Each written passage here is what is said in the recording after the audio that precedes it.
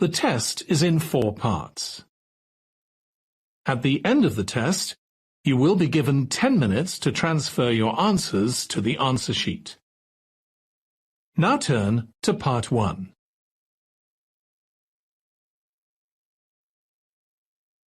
Part 1.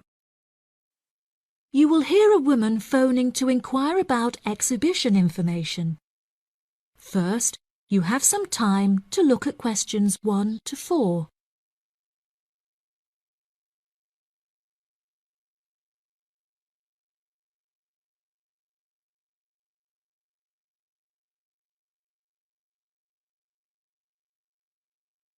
Listen carefully and answer questions 1 to 4. Good morning. You're through to the events coordinator at the Birmingham City Council. How may I help you? Hello there. My husband gets to the automobile exhibition, but I couldn't find many details about it on your website, and I was wondering whether you could provide me with some more information. Does it open in June? Yes, of course, madam. The exhibition will take place during July and will showcase the history of automobiles from the very first commercial car in the late 1800s all the way through to the present day. Is the exhibition open for the duration of July? No, madam. The exhibition will last 3 days, from the 1st of July to the 3rd of July, and then the cars will be taken to another exhibition. Okay. Does the exhibition focus on a certain manufacturer? No, it will showcase a wide range of manufacturers. Wonderful. I'm ever so fed up of going to these shows and only seeing one manufacturer. Are there any opportunities to sit in or even drive the cars?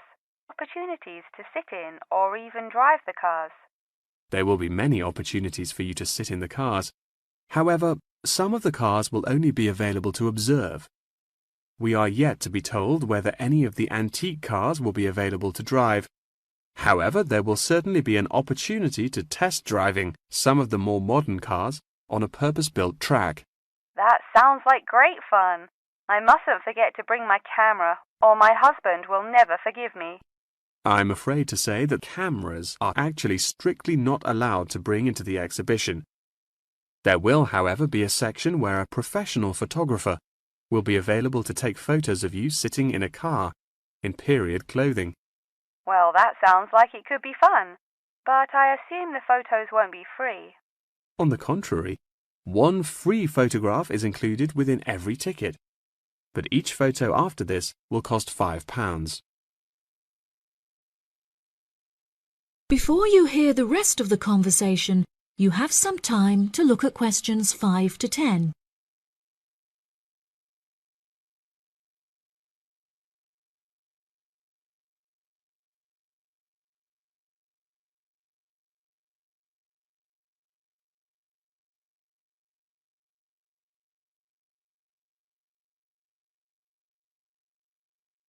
Now listen and answer questions 5 to 10. That's a nice surprise. Not many things are free anymore. I've been asking around about the ticket prices, but I haven't yet had a definite answer. Is it correct that the tickets are £100, whether you buy them now or on arrival? I'm afraid not. If you buy the ticket in advance, the price is £110, but it's £165 on the door. Oh, goodness. Pounds on the door.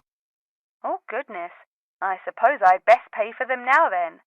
Is it possible to buy tickets from you now over the phone? Yes, of course, madam. I'll transfer you to the box office manager, Mark Edgeworth. That's EDGEWORTH.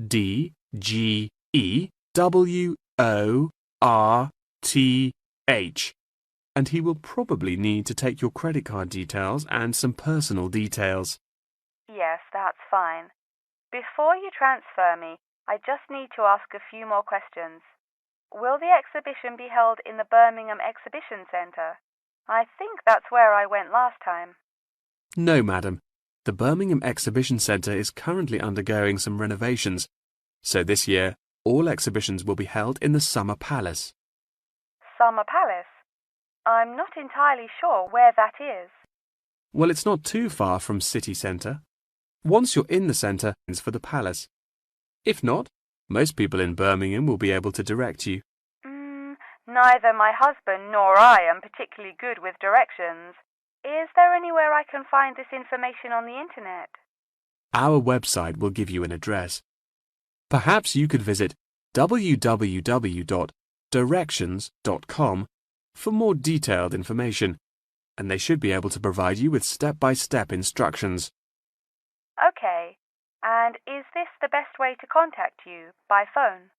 I think the most convenient way to contact us is inquiring online, which is much simpler than having to dial various different numbers to reach the right person. Unless you have any more questions, I'll transfer you now. No, that's great. Thank you for your help.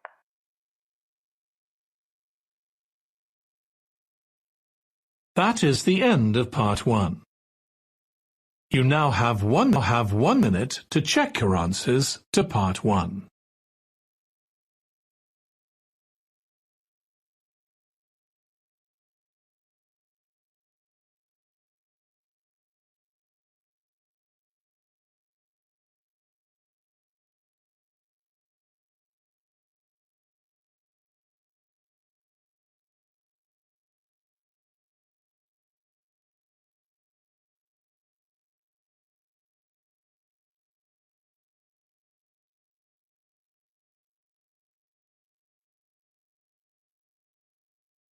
Part 2. You will hear part of a talk given by a member of staff at a hospital. First, you have some time to look at questions 11 to 15.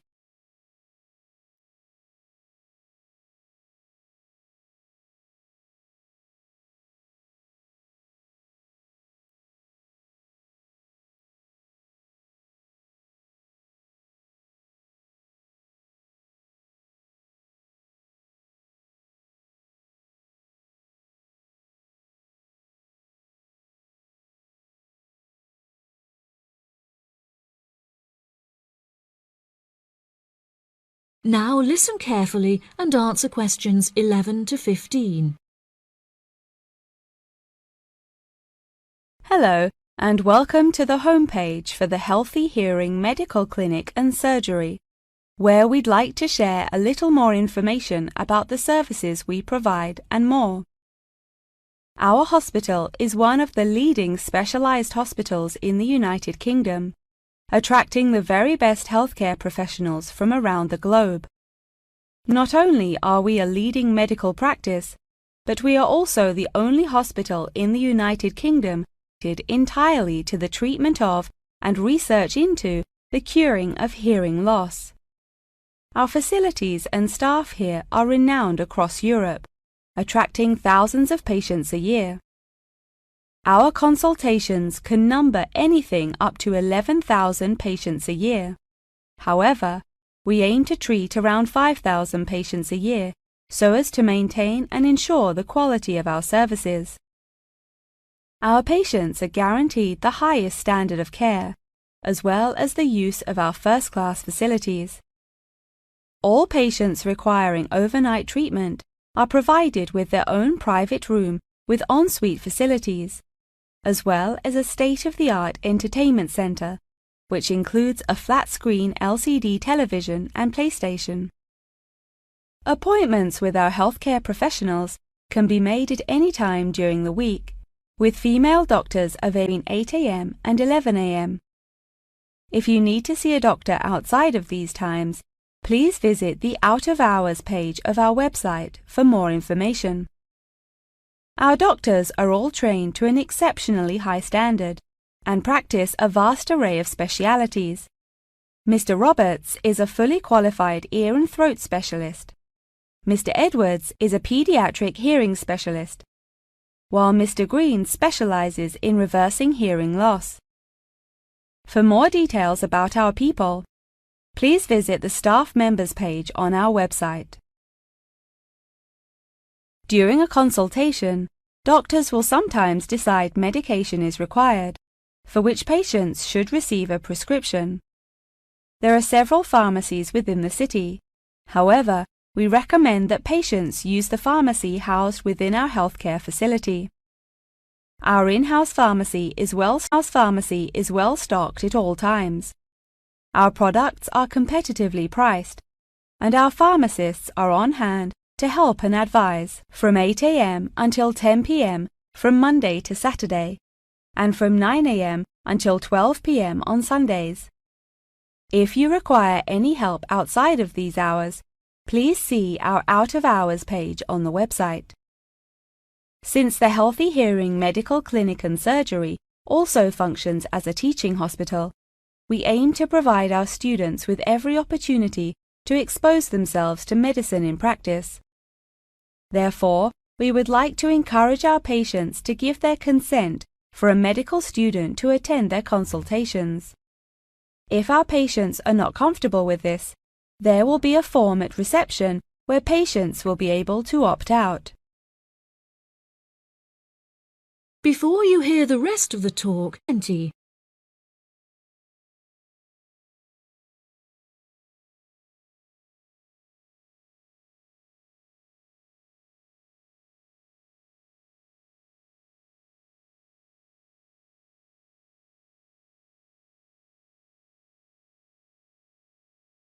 Now listen and answer questions 16 to 20. Now, please look at the map I've given you of the Healthy Hearing Medical Clinic and Surgery. For those not familiar with our practice, reception can be found through the main door at the end of the corridor. If your consultation is booked with Mr. Green, you need to go through the main door and turn right by the nurse's desk, and his office is at the end of the corridor on your left-hand side. If you need to alter any of your personal details, please visit our secretary at the Office for Medical Records. Visit our secretary at the Office for Medical Records, which you will find next to the therapy room. If you're awaiting surgery, please first check in with reception before taking the first door on the right after you enter the clinic. Finally, in the event that you feel disappointed with any of the services we have provided, or have any further questions, please locate our manager's office, which can be found near the Office for Medical Records and between two closets. If you have any more questions about the Healthy Hearing Medical Clinic and Surgery, please do not hesitate to contact us on 01 256 111 111. That is the end of part 2. You now have 30 seconds to check your answers to part 2.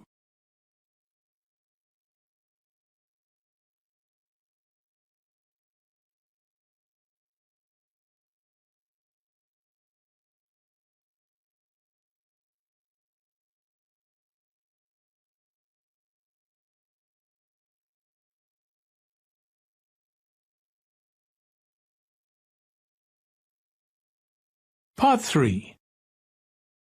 You will hear Jim and Jane, two students, talking about their professor's lecture. First, you have some time to look at questions 21 to 25.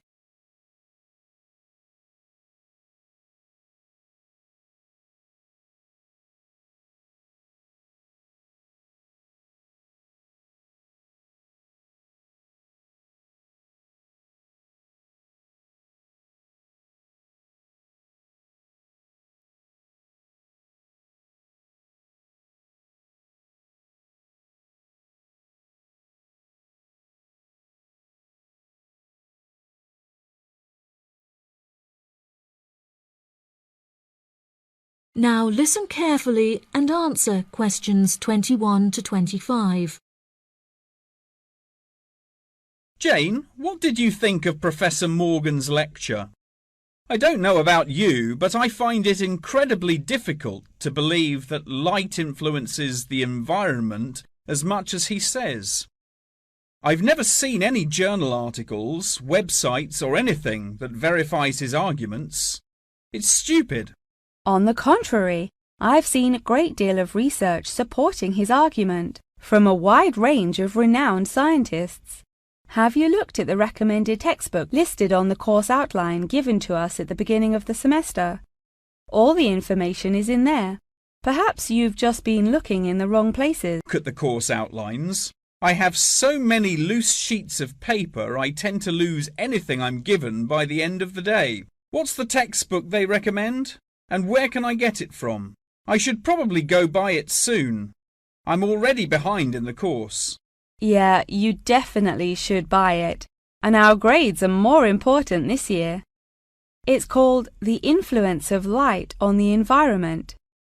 You should be able to find it in the bookshop on campus. If not, they'll order it within 2 weeks.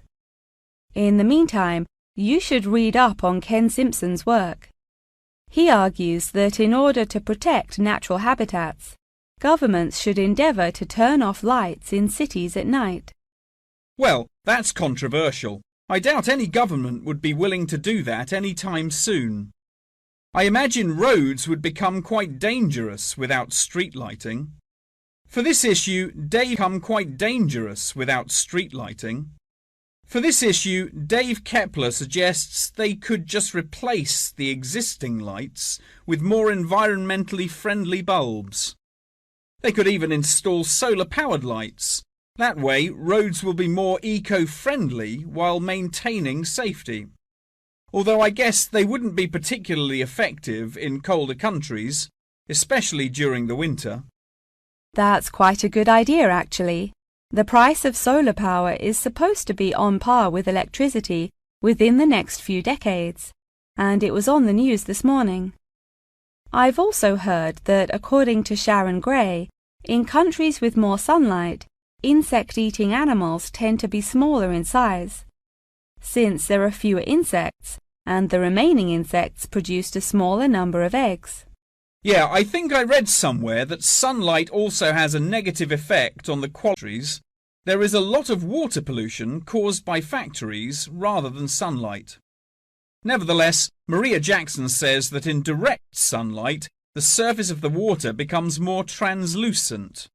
Therefore, it affects the amount of sunlight that aquatic insects can absorb. Not much research has been undertaken to prove Jackson's theory, but it seems to have been widely accepted anyway. I've never heard of that. I'll have to look it up on Google.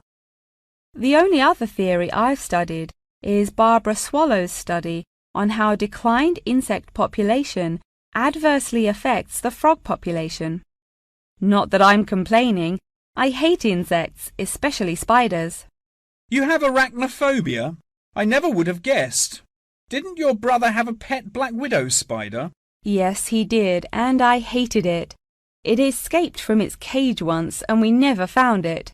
It escaped from its cage once, and we never found it.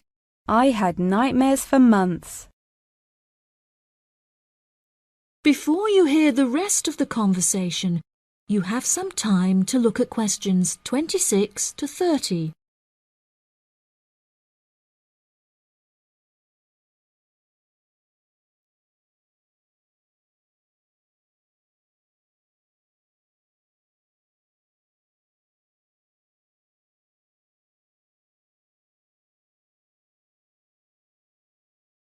Now listen and answer questions 26 to 30.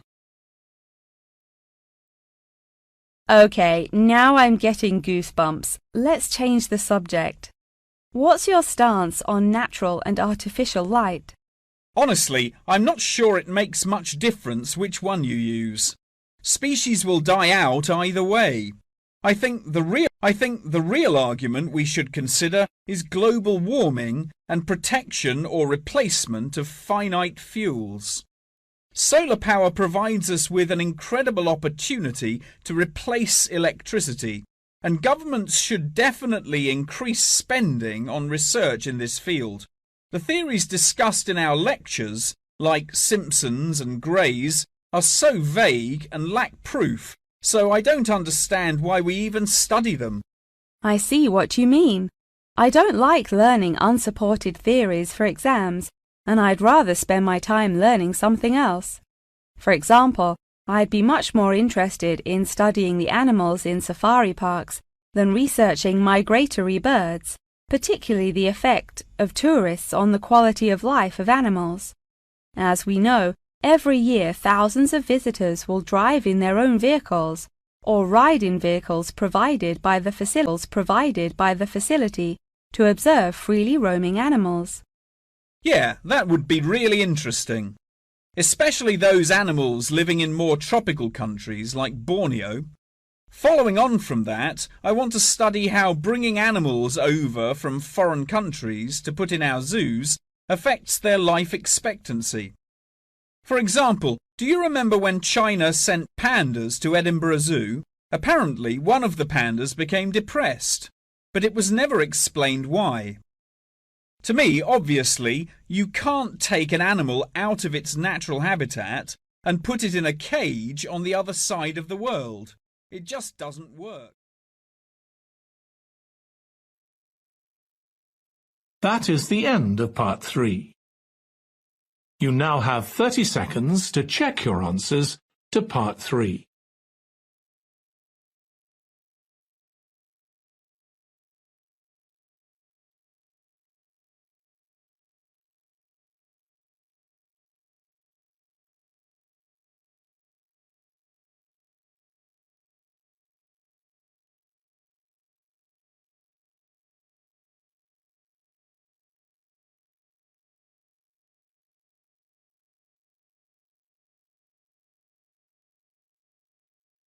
Part 4. You will hear a talk on the history of football in Great Britain in the 19th century. First, you have some time to look at questions 31 to 40.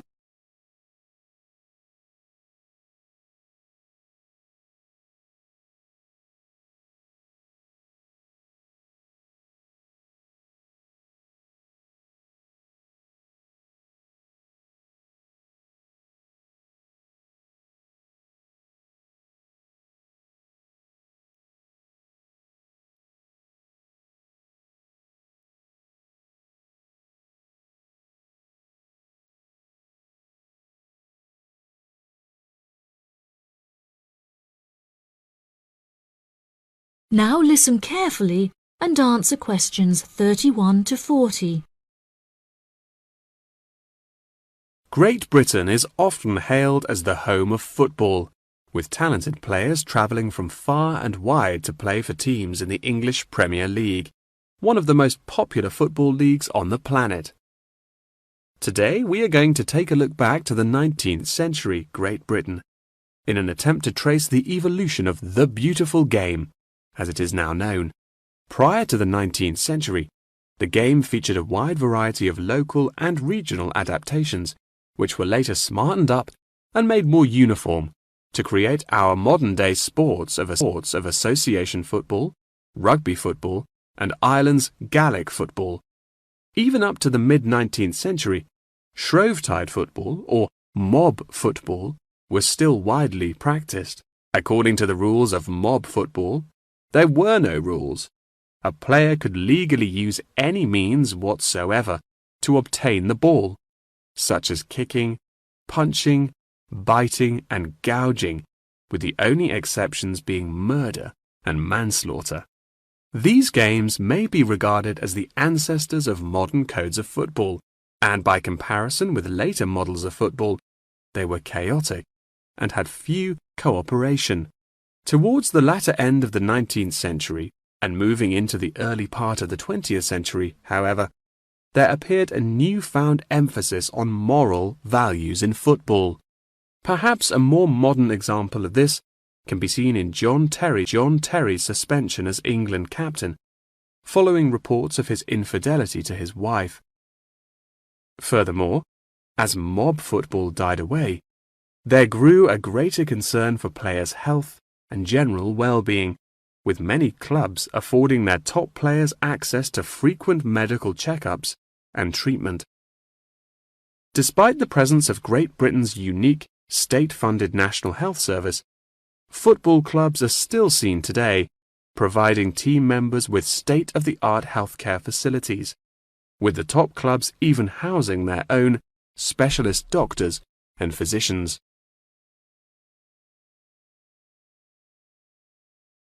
Today, football is a key feature of school children's day-to-day education, particularly for boys.